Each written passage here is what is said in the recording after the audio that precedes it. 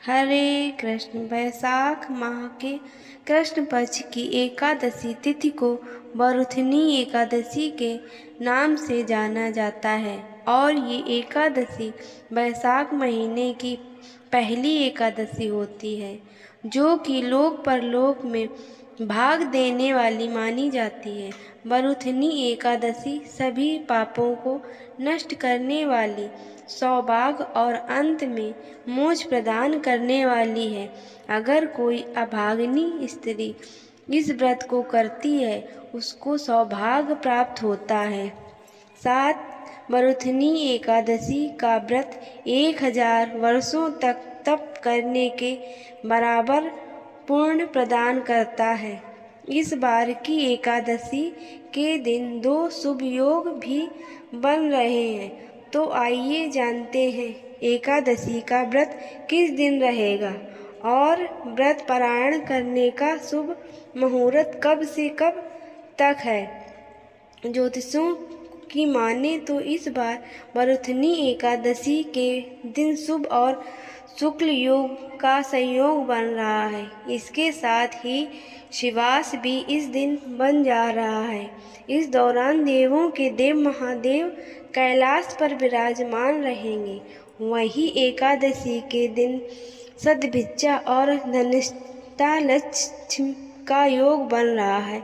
इस योग में भगवान विष्णु और माँ लक्ष्मी की पूजा करने से साधक के सुख और सौभाग्य में अपार वृद्धि होती है। इस बार एकादशी तिथि प्रारंभ 13 अप्रैल सोमवार 1:18 AM से एकादशी तिथि समाप्त होगी 14 अप्रैल मंगलवार 1:08 AM तक।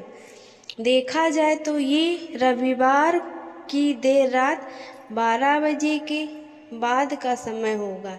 एकादशी सोमवार को शुरू होगी और देर रात 1:05 तक एकादशी तिथि का समापन होगा।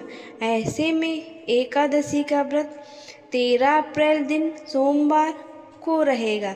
सभी गृहस्थ जन, वैष्णव जन एक ही दिन इस तिथि पर एकादशी का उपवास करेंगे। इस दिन ब्रह्म मुहूर्त 4:35 से 5:23 तक रहेगा।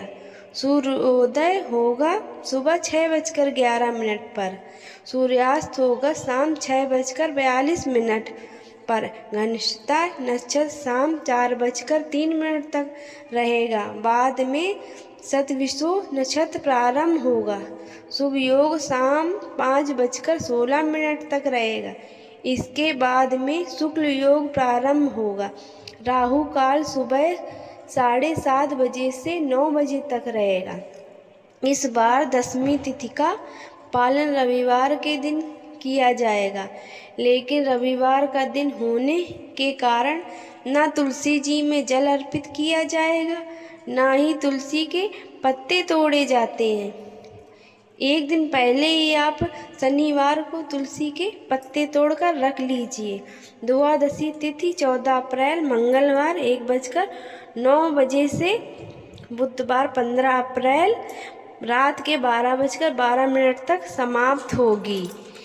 एकादशी का व्रत हमेशा द्वादशी तिथि को सूर्योदय के बाद और हरिवासायन का समय बिताने के बाद खोला जाता है। ऐसे में इस बार वरुथनी एकादशी का व्रत 14 अप्रैल को दिन मंगलवार सुबह 6:54 पर खोला जाएगा और 8:54 तक खोल सकते हैं। व्रत का पारायण तुलसी मिश्रित जल से या पंचामृत से करना चाहिए। उससे पहले भगवान विष्णु की पूजा करके भगवान विष्णु को सात्विक भोजन से या फलों से भोग लगाना चाहिए। ये है आज का वीडियो, आपको अवश्य पसंद आया होगा।